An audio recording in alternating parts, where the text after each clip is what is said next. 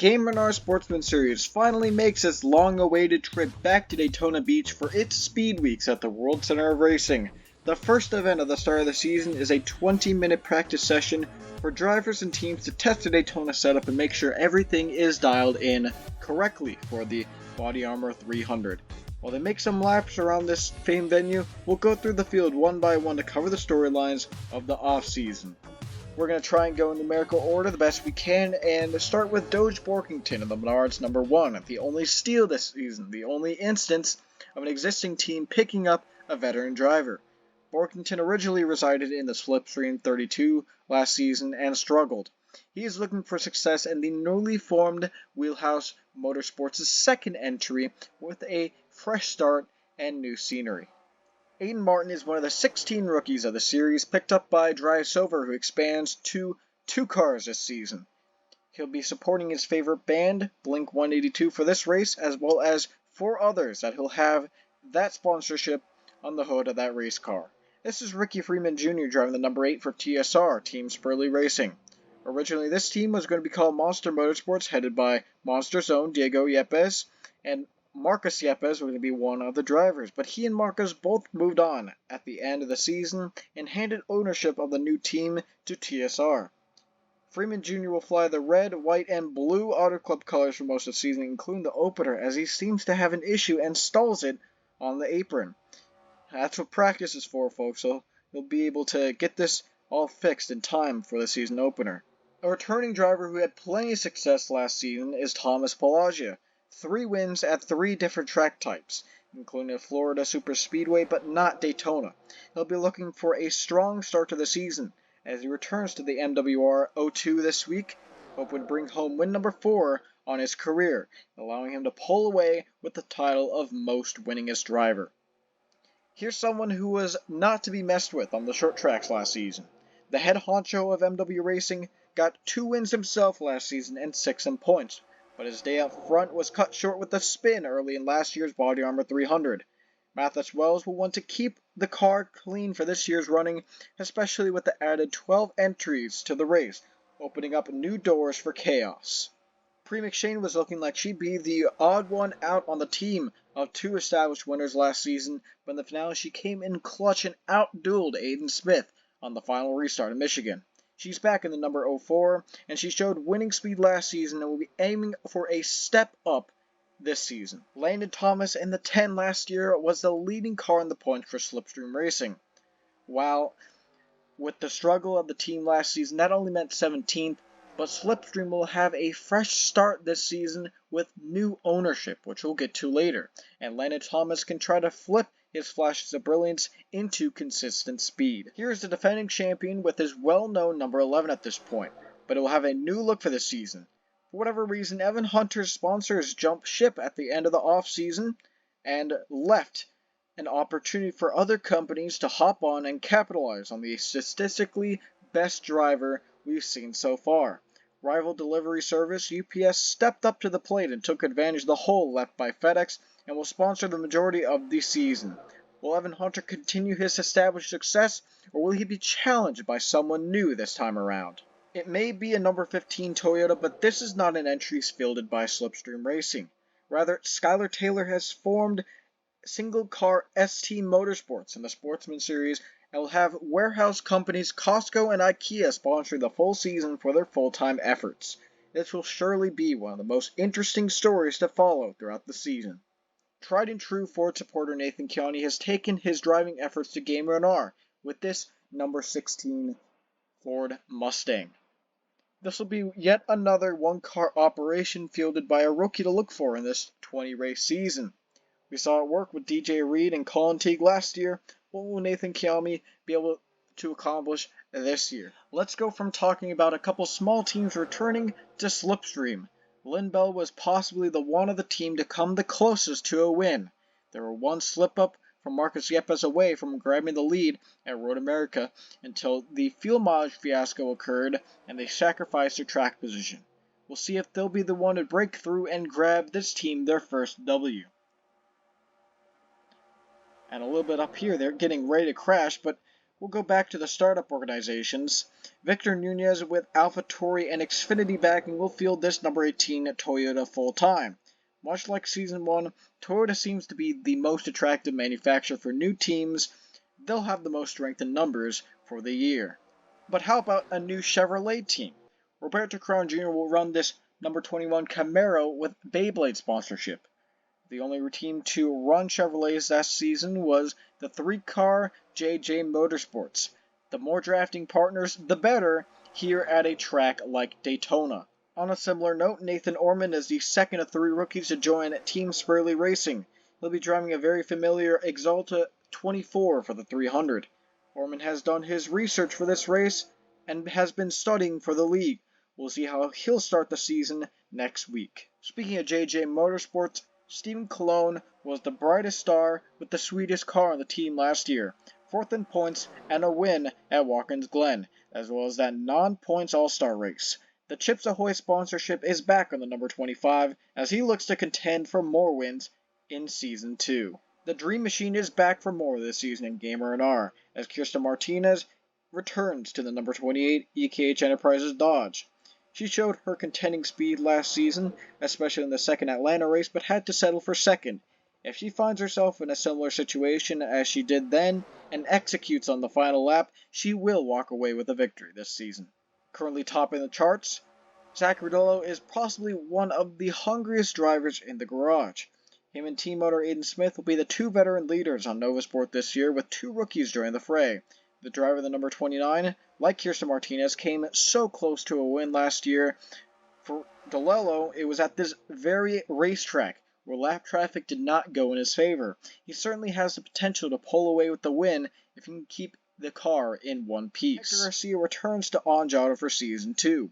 He clawed his way up to a 10th place in points finish last season for a team that had some of the worst luck last season. The pilot in the number 31 Ford can be a threat for success this season, especially at the 2-mile ovals, where he placed on the podium in all three races in Season 1. On the topic of hunger, here's Peter Onjak, someone who is one win away from a possible breakout. He's the leader of Onjado, and he'll want to flip the switch for Season 2, as Season 1 saw him and the team plagued with countless mechanical failures. We seem to have had a spin in turns 1 and 2. We'll get a quick replay of that as soon as we can. So a bit of a surprise here. We've had a decently sized wreck here in practice. You can see the 25 exit the trial. He's going to go under the 11, forcing a situation 4 wide with the 89, 63, 11, and 25. And the track's just not that wide for that to be something that could work. And that's going to turn the 11 around in front of the field, damaging the 63, 29, 15, 89, and himself. Alright, here we are again.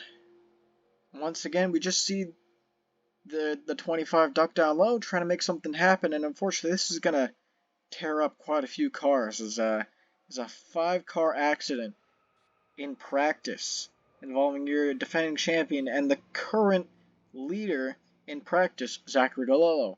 We'll see if he can either fix up that car. If it's destroyed, he'll have to bring out the backup for the rest of practice and the race.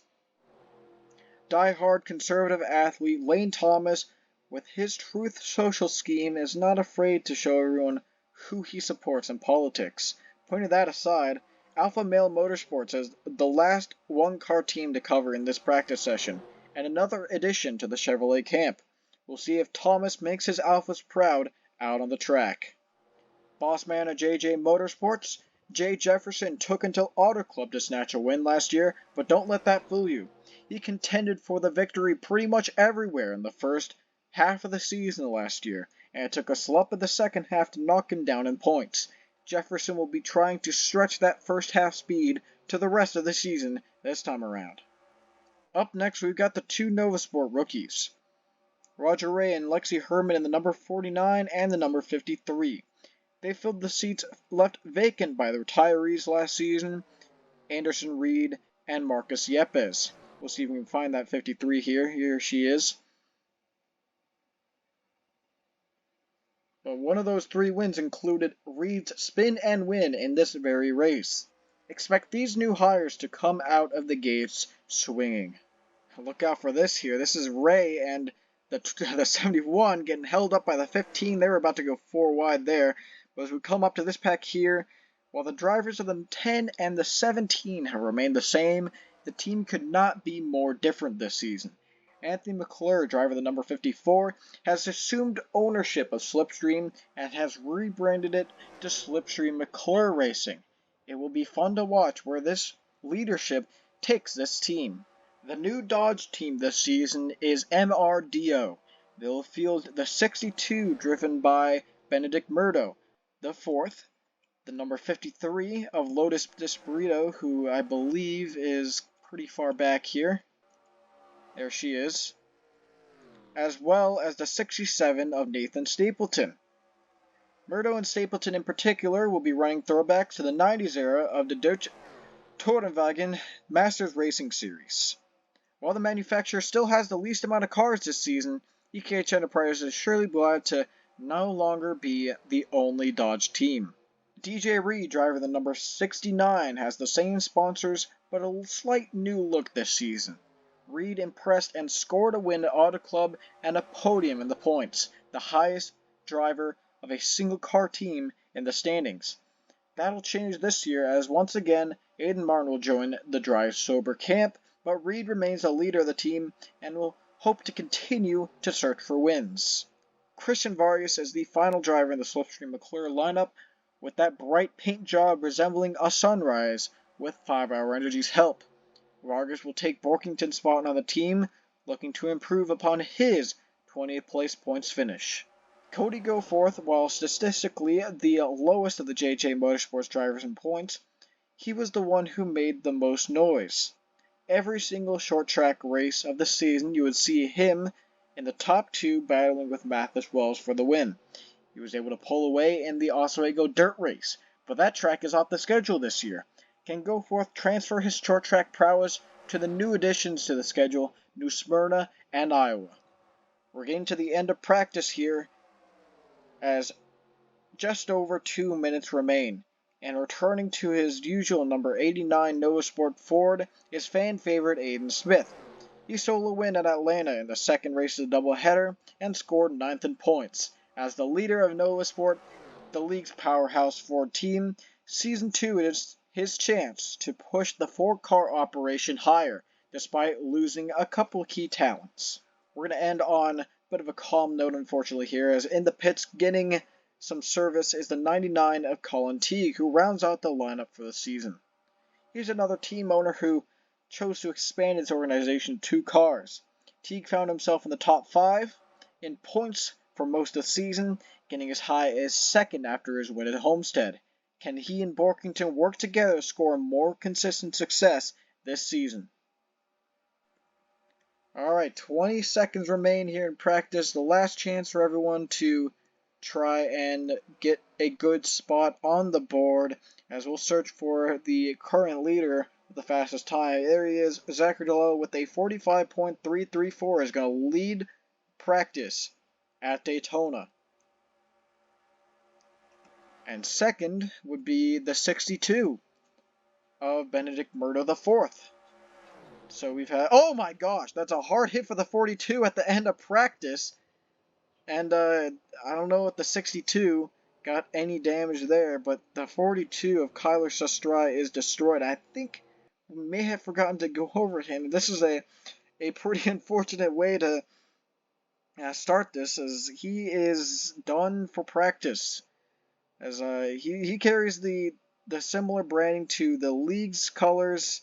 We'll see what we can do this season. We'll go ahead and look at the full results here, where we left off. Stephen Colonna, the 25, was able to get 3rd in practice, and Victor Nunez 4th. We'll go over the rest of the top 10 here. Lane Thomas in the 45 ended up 5th. Christian Vargas 6th. Doge Borkington 7th. Mathis Wells 8th.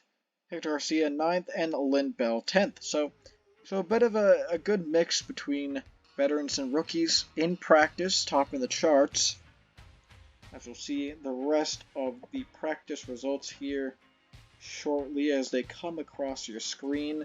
That will end the first Speed Weeks event for Daytona. Up next, we will qualify the fields, see where everyone will line up for the start of the Body Armor 300, and after that is the main show, the race. We'll go 40 laps around Daytona and try and crown a winner. If last season was a measure for how chaotic this race can get, we saw a complete shocker of Anderson Reed pulling away after making up 10 spots on the restart after spinning out. What will be the story this season? We'll have to find out once we get to race day. But for now, thank you for watching GAMERNR. We'll see you next time.